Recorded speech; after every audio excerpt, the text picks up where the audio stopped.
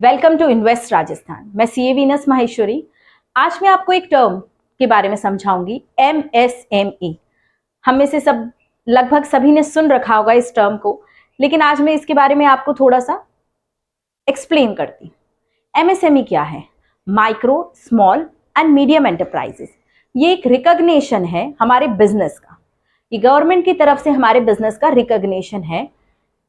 हम एमएसएमई का रजिस्ट्रेशन कैसे कर सकते हैं? ये रजिस्ट्रेशन हम सेल्फ कर सकते हैं। इसमें कोई डॉक्यूमेंटेशन अटैच नहीं होता, इसमें कोई प्रोसेसिंग फीस नहीं लगती है। ये ऑनलाइन आप आवेदन कर सकते हैं और आपको एट दैट टाइम तभी आपको एमएसएमई का सर्टिफिकेट मिल जाएगा। अब एमएसएमई का सर्टिफिकेट लेने के फायदे क्या हैं?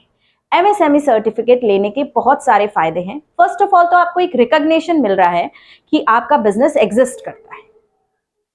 अब जब हम बैंक जाते हैं तो जो बैंकर्स हैं वो हमारे बिजनेस के एग्जिस्टेंस के लिए हमारा प्रूफ मांगते हैं कि आपका बिजनेस एग्जिस्ट करता है तो उसका प्रूफ दीजिए, तभी वो करंट अकाउंट खोलते हैं। तो एमएसएमई सर्टिफिकेट के द्वारा आप अपना करंट अकाउंट खुला सकते हैं।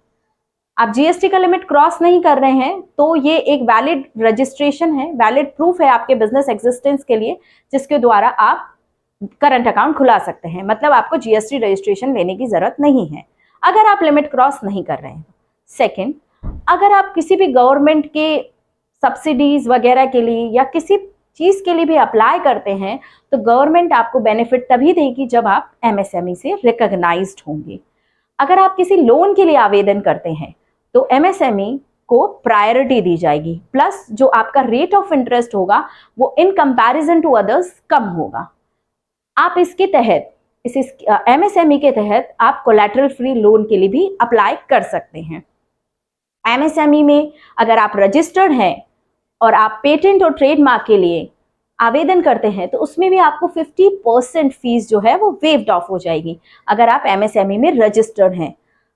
तो मतलब basically MSME it is a recognition from the government that आपका बिजनेस एग्जिस्ट करता है। एमएसएमई, इसके अंदर 3 टर्म्स हैं, माइक्रो, स्मॉल एंड मीडियम।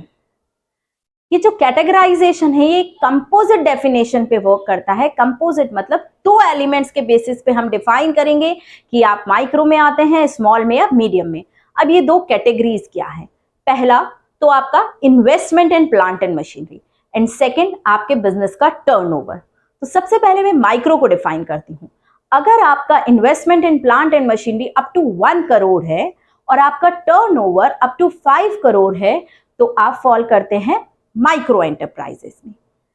यही अगर आपका investment in plant and machinery up to 10 crore और आपका टर्नओवर अप टू 50 करोड़ है तो आप फॉल करते हैं स्मॉल एंटरप्राइज में।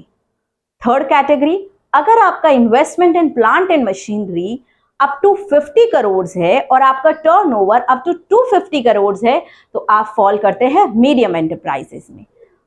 तो मतलब अगर मेरा प्लांट एंड मशीनरी में इन्वेस्टमेंट 1 करोड़ तक नहीं है तो मुझे रजिस्ट्रेशन नहीं करना चाहिए। रजिस्ट्रेशन आपको करना है। 1 करोड़ एक अपर लिमिट है माइक्रो की। इसी तरह से स्मॉल और मीडियम की कैटेगराइजेशन भी डिफाइन करी है। हर बिजनेसमैन को, वो मैन्युफैक्चरर हो, सर्विस प्रोवाइडर हो या ट्रेडर हो, उसको एमएसएमई में जरूर अपना रजिस्ट्रेशन करना चाहिए। Thank you.